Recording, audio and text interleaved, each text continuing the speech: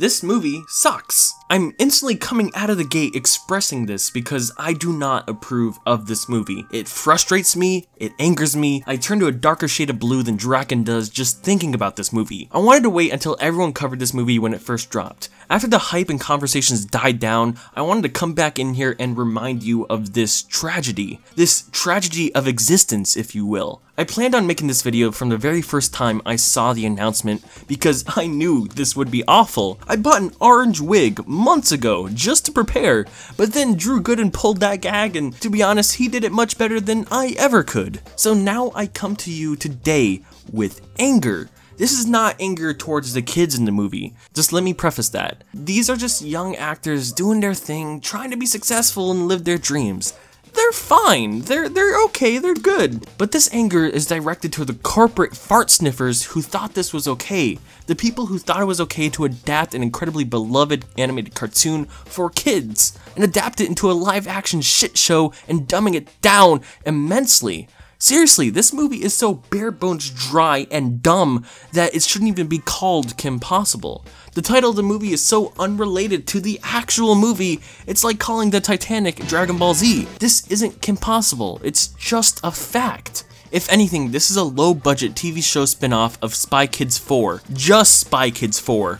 Only the fourth one, and even that is offensive. If you don't know what Kim Possible is somehow, then I have questions for you as to why you're watching this video, unless you just like me screaming. Kim Possible was a really great cartoon on Disney about a cheerleader spy named Kim, her friend Ron, and their smart naked mole rat pet named Rufus. They saved the world from a bunch of cool designed supervillains while juggling their daily lives. The show was great. It had so much heart, so much wit, charisma, everything about it snapped and banged. It was just such a good show to watch, especially to grow up to. It had 2 animated movies, one in which Kim straight up kills Shigo and smiles about it.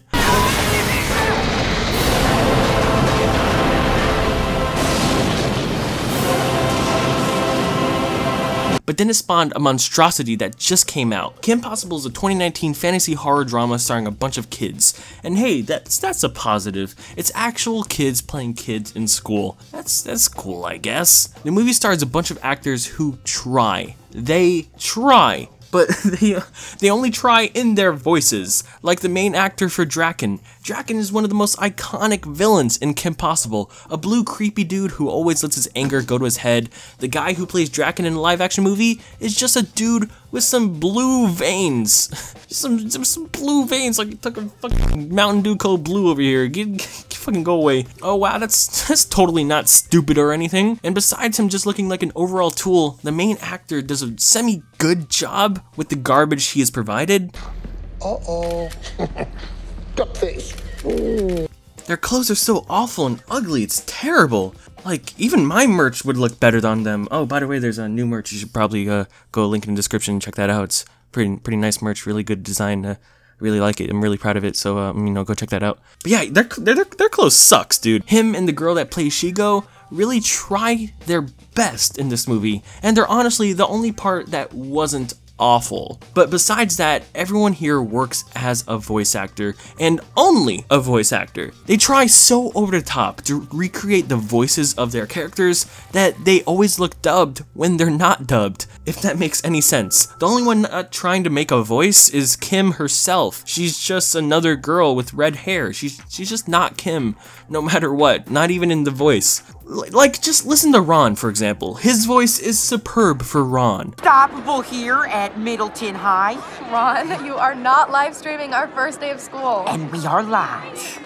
Oh, this is Kim Possible. We're both a little cranky after saving the world last night. Literally magnificent. Mwah, this is it's a great voice. But just the voice. The voice does not match his face, and it's very distracting. You're just looking at him like, are you actually saying any of that? Is that coming out of your mouth or someone behind me? I'm really scared. This is point 1 to why certain things should stay animated and not be adapted. When you have characters that are just so over the top and cheesy on purpose in a cartoon, making that very aspect in a very semi-serious movie looks awful, no matter what. And that's another point. This movie really tries to be serious a lot of the time. And that's just not Kim Possible. Kim Possible has some of the greatest comedy any cartoon has ever had. It's never serious. Even in one of the most serious moments where Ron is standing over Drakon in the rain in like the darkest moment possible, it's comedic. It's beautiful. It's fun. And meanwhile, this movie is serious as heck. It's so stupid. I'm going to be nitpicking this children's film. I'm going to be tearing it apart. I hate the argument that just because it's for kids, you shouldn't care about it. And that's honestly stupid. Excuse me for wanting my future kids to grow up in a world with entertainment that isn't dumbed down for them intensely just because they're younger. I'd rather have executives stop being lazy and get away with half-assing things just because they're marketed towards kids. Like, that's really annoying. Let's try to dissect the plot. The dumbed down, simple, predictable, and insulting to children plot. So the movie begins with an awful, even for Disney Channel originals, green screen of Kim flying over the world in a jetpack. This is straight up the first thing we see, and it's already gross. She lands at this facility and fights some bad dudes. And here we see two of the worst issues that bogged down this movie: flipping and panel wipe cuts. Now, the panel wipe cuts, I can kind of understand. The show had a bunch of fades and wipes like an old spy show or a movie, and it was kind of cute. It was nice. But the movie overdoes it. Like, really overdoes it. And it does not need to at, like, most of the time. It could just cut. It could just simply cut between the scenes. But it doesn't do that. And it looks awful. Every time. It never looks good. And then the flipping. Kim Possible will flip. Everywhere. You gotta walk forward 5 feet? Flip. You gotta pick up some papers? Flip. I get that she has great agility and she's a spy, but dude, it's so dumb. It's so dumb. So we see Kim having to save a scientist that made slime, some like very deadly slime. That's about it. Please get me out of here! Slime's up, Professor Dementor. And look at that.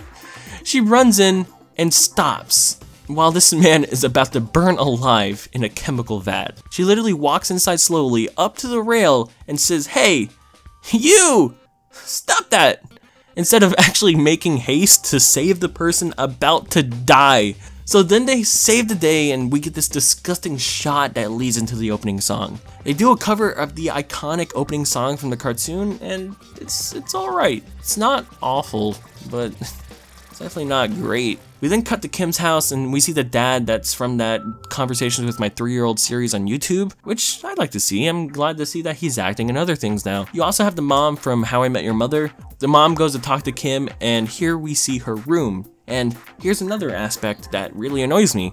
They attempt to make her room high-tech and full of fancy secrets throughout the movie, and yet they make moving panels look clunky and bad.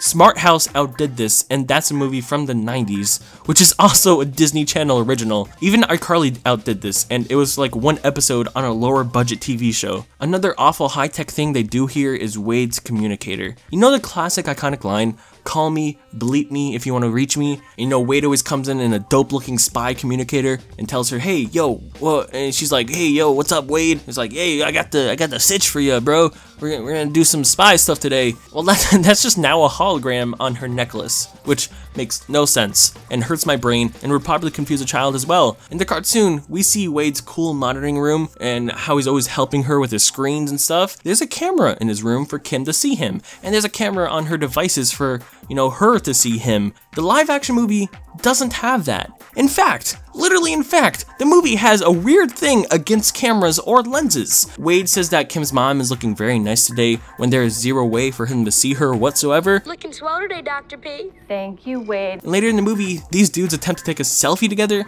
and there's literally no camera on the phone. Like, what? It's a blank phone. What sorcery is this? It's absurd. That's amazing. And that hair. Why wouldn't you include cameras in your movie?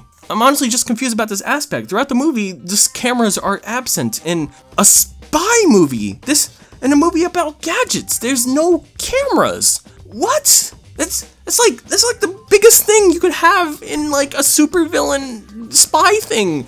Cameras. It's massive. I don't understand. So we then see that ironically bad scene of Kim going to the bus happen. Drew Gooden already covered that in like a very godlike way, so I'm not going to talk about that awfulness here. And, you know, Kim arrives at school with Ron. Meanwhile, we meet Drakon and Shigo. Drakon is in jail, Shigo busts him out in a very normal villain plot, and you could have guessed it, there is no security camera whatsoever in his cell. For some reason, there's no camera. Why? Why would you omit that? Why? It's just a weird omittance. We then meet the famous Bonnie that always caused Kim issues in the cartoon. And instead of the iconic cheerleading that's in the cartoon, it's replaced with soccer, which makes me ask, why did you include cheerleading in the opening song if it's replaced in the actual movie? Did the person who made the opening song even talk to the people who made the movie? Were there any conversations between each other at all? Like y'all know you're making the same movie, right? Right?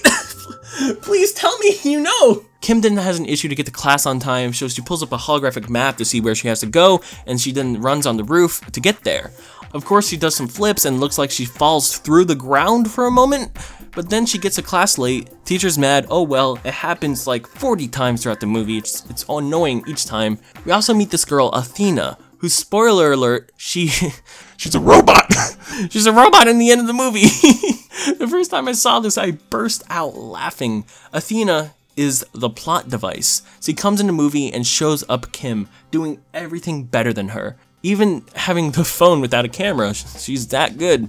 This causes Kim to be mad and angry that someone is better than her, and that causes her to get thrown in the backseat of the limelight, I guess. Then Drakon plans to absorb Athena's powers because Athena analyzed all the powers off of Kim, and Drakon wants to be Kim. It's all just dumb. I really don't care that much. I do hate that the first plot of your first live-action adaptation of Kim Possible is making the plot that Kim loses what makes Kim Kim. I think that's a very lazy way to cop out and saying you had no idea how to adapt her into a live-action movie, so instead you make it seem like she wasn't her character whatsoever. I hate that. I absolutely hate that. That's so lazy. So Athena becomes better than Kim. She's captured at school. Kim saves her, sorta. She's kind of decapitated in the end. Also, along the way, we found Rufus, who is like a smooth ball sack, and he's on the screen for like 1 minute of screen time. I counted. And they make the point that he's a genius naked mole rat, and they do nothing with that. You know the big thing he does in the movie? The big genius thing he does in the movie? He presses a button. That's crazy. Oh my god, that's insane. Oh my god, you press a button, you do it. Oh god. And that's the Kim Possible movie. That's it. That's the movie. That's all there is. It's an hour and 30 minutes of just nothing. It would have worked better as a bad pilot to a bad TV show. I honestly don't know why they didn't just do that. It doesn't help that this movie was directed by 2 people, one of which who never really made a movie, and the other whose biggest title is Leprechaun Origins. I'm not making that up. 2 people who no doubt signed onto the project for a quick buck, and that's it. The only thing this movie cares about is selling the songs. It pushes that more than actually being a movie, and it's very clear to see that from the marketing. This movie is just offensive to the name Kim Possible, a series many grew up adoring. I mean, I invented nostalgia. I am literally the creator of nostalgia. Like, that's my creation. That's very clear by my channel that I invented nostalgia, and I have so much nostalgia for Kim Possible, and this movie shits on that. It takes a big ol' stinky dump on the name that is Kim Possible. It's so unbelievably sloppy, and holding the name Disney Channel Original is offensive. Disney Channel Original movies used to mean something special, something sweet, cheesy, and campy, and full of heart. It could mean you're about to watch something not good, but you'll know that you'll have an enjoyable time because it seems like everyone else is having a great time making this movie. Now the title basically just means half-assed. I hear there are some gems here and now, but Kim Possible is definitely not one of them. Labeling something for kids is not an excuse to make something bad or dumb. Children's media had and always will have the potential to inspire and strengthen the minds of new generations with beautiful ideas, especially in animation. It appeals to children for a reason, especially if you make it worthwhile. This movie will not introduce Kim Possible to any new generation of fans, and if it does, it's going to be for the wrong reasons. It's not going to show inspiration, independence, growth, or heart, or anything that the original show had. For the most part, kids aren't dumb. for the most part. And to treat them like they are will make them feel like they are. Anyways, stay tuned for my live action adaptation of Land Before Time, but only the scene where Littlefoot's mama dies. Thanks for watching this garbage.